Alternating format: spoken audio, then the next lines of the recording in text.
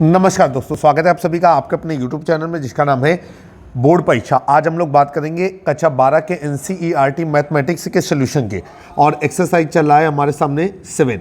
तो यहाँ पर हमने लिखा है एक्सरसाइज 7। अध्याय का नाम है हमारा समाकलन। तो यहाँ पर हमने नोट कर दिया समाकलन, इसको बोलते हैं इंटीग्रल। अब क्वेश्चन नंबर आ गया है आपका 21।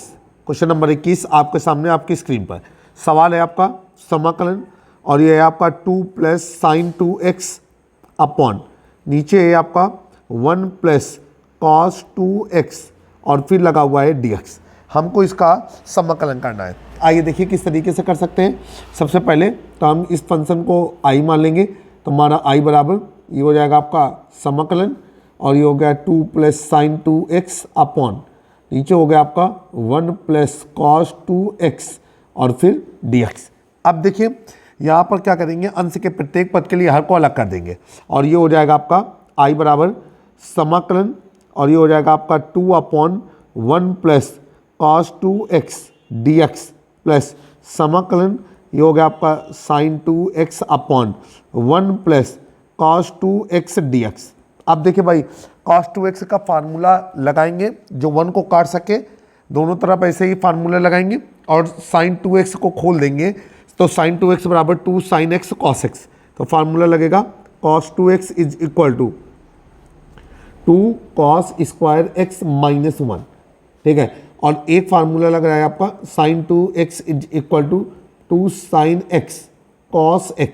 आई अप्लीकेबल करेंगे, ये हो जाएगा हमारा i बराबर समाकलन, और ये हो गया आपका 2/1 + 2 cos square x minus 1 dx plus समाकलन, ये हो गया आपका 2 sin x cos x upon 1 + 2 cos square x minus 1 dx।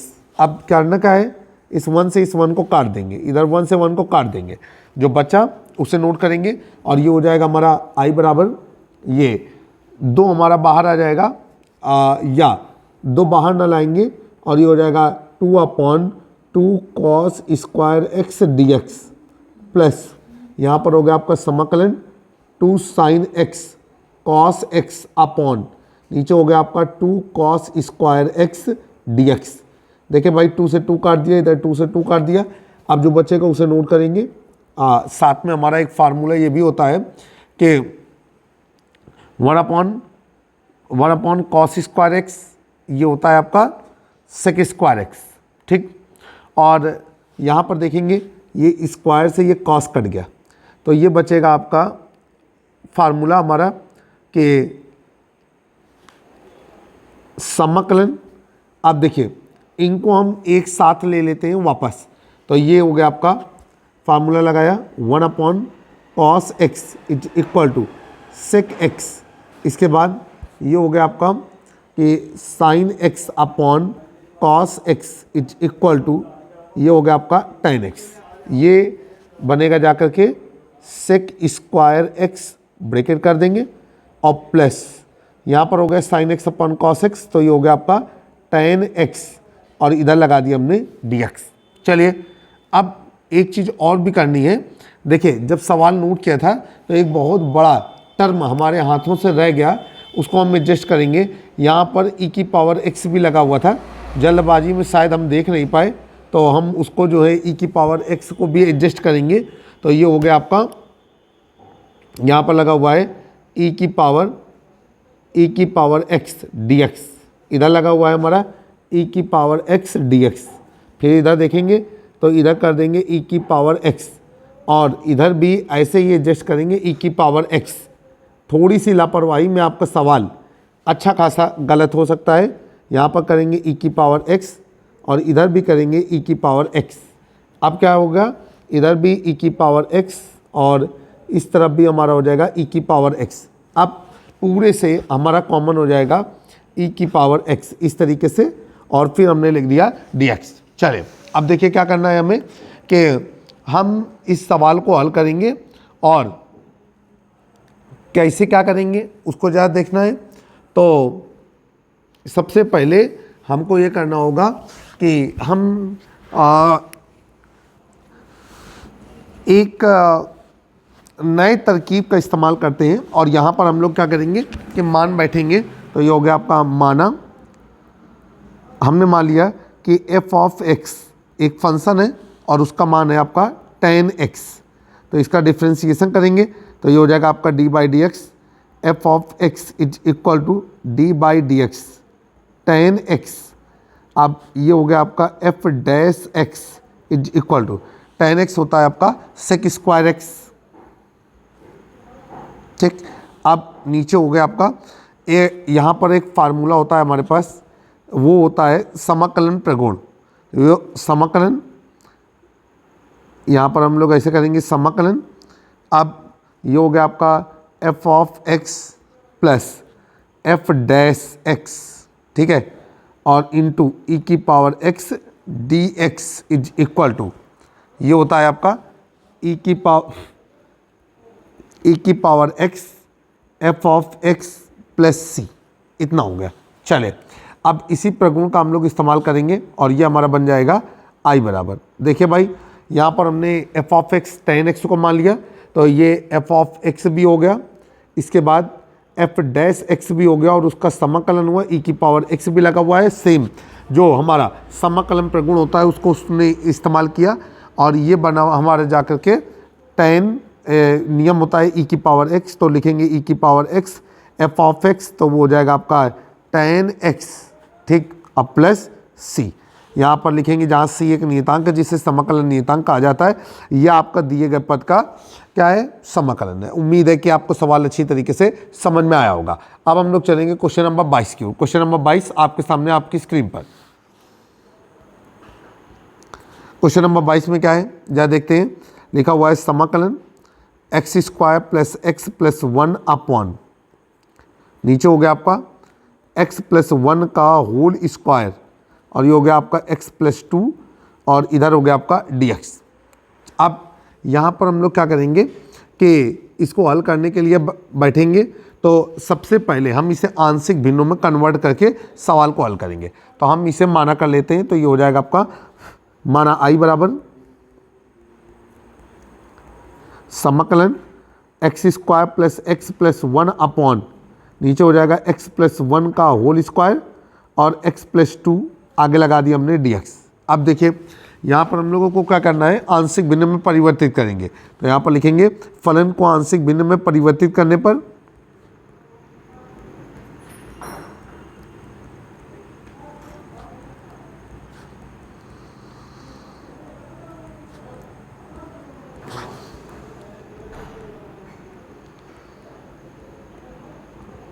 फलन को आंशिक भिन्न में बदलने पर, और ये हो जाएगा आपका x square plus x plus 1 upon, नीचे हो गया आपका एक्स प्लस 1 का होल स्क्वायर और इधर हो गया आपका x plus 2 is equal to, यहाँ पर हो जाएगा आपका ए अपॉन। देखिए भाई ये तभी कर पाएंगे जब आपका आंशिक भिन्न से संबंधित नियम आपको आते हों। बी अपॉन एक्स प्लस 1 का होल स्क्वायर प्लस सी अपॉन एक्स प्लस 2। अब इसके बाद हम लोग हर समान करेंगे, तो ये हो जाएगा आपका x square plus x plus 1 upon, नीचे हो जाएगा एक्स प्लस 1 का होल स्क्वायर, आगे हो जाएगा आपका x plus 2 is equal to A. यहाँ पर हो गया आपका x plus 1 X plus 2 plus B, और ये हो गया आपका एक्स प्लस 2 प्लस सी, और ये हो गया आपका एक्स प्लस 1 का होल स्क्वायर अपॉन, नीचे हो गया आपका x प्लस 1 का होल स्क्वायर और ये हो गया आपका x प्लस 2। ये चीज़ और ये चीज़ आपस में कैंसिल हो गए। अब जो बचा हम उसे नोट करेंगे और ये हो जाएगा आपका कि x square plus x plus 1। अब अगर इधर हम लोग गुणा करेंगे तो क्या बनेगा, ये बनेगा a, और x प्लस 1 एक्स प्लस 2 का जब गुणा करेंगे तो ये बनेगा x square plus 3x plus 2 plus, video ज़्यादा लंबा ना हो और कॉन्सेप्ट क्लियर रहे इसलिए हम कभी कभी पदों को सॉर्ट कर देते हैं। a प्लस बी का होल स्क्वायर होगा तो x square plus 1 plus 2x, आगे चलेंगे। नीचे हो गया हमारा x square plus x plus 1 is equal to, अब यहाँ पर हो गया आपका a प्लस सी, और ये हो गया आपका एक्स स्क्वायर प्लस, ये हो गया आपका 3a plus b plus 2c into x plus ये हो गया आपका 2a plus 2b plus C, इतना हो गया। अब हम लोग एक्स स्क्वायर एक्स और अचर पदों की तुलना करेंगे। तो यहाँ पर लिखेंगे एक्स स्क्वायर कामा एक्स कामा अचर पदों की तुलना करने पर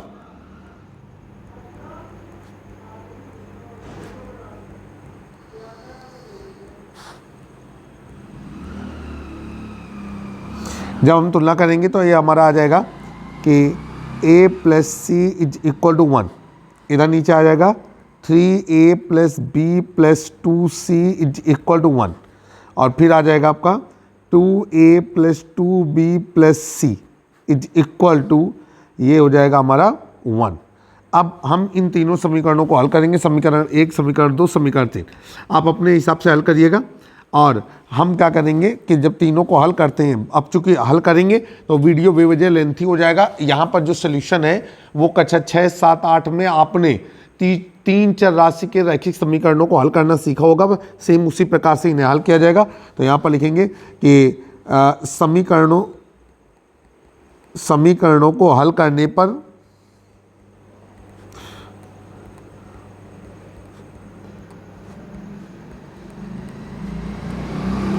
प्राप्त मान। अब जब समीकरणों को हल करेंगे तो a का मान आ रहा है -2, b का मान आ रहा है 1 और c का मान आ रहा है 3। तो ये हो गया a b c का मान। अब हम लोग क्या करेंगे कि हम लोग वापस चलेंगे, इसलिए ये हो जाएगा आपका x square plus x plus 1 is upon x plus 1 का whole square x plus 2 is equal to -2 upon x plus 1 plus 1 upon x plus 1 का whole square plus 3 upon x plus 2। फिर आगे चलेंगे, ये हो गया आपका समाकलन x square plus x plus 1 upon नीचे हो गया आपका एक्स प्लस 1 का होल स्क्वायर एक्स प्लस 2, ठीक, और इधर लग गया d x is equal to, एक एक पद पे समाकलन अप्लाई हो जाएगा। -2 को अचर पद मानते हुए बाहर लगाएंगे और ये हो गया समाकलन 1 अपॉन एक्स प्लस 1 और ये हो गया डी एक्स प्लस समाकलन ये ऊपर चला जाएगा और ये हो जाएगा आपका कितना, ये हो जाएगा आपका x प्लस 1 के होल पावर -2 dx प्लस ये हो जाएगा आपका 3 बाहर आ जाएगा समाकलन 1 अपॉन एक्स प्लस 2 और फिर लगा देंगे dx। चले अब हम लोग इसे हल करेंगे, यहाँ फार्मूला लगाएंगे, चूँकि समाकलन 1 upon x plus 1 upon X dx is equal to, ये होता है आपका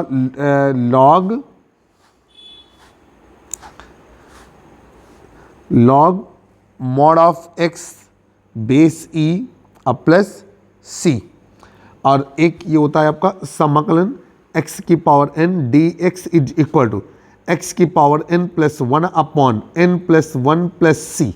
आ जाइए अब हम इसे हल करेंगे तो ये हो जाएगा आपका -2 और log mod of x plus 1 base E, ठीक है, माइनस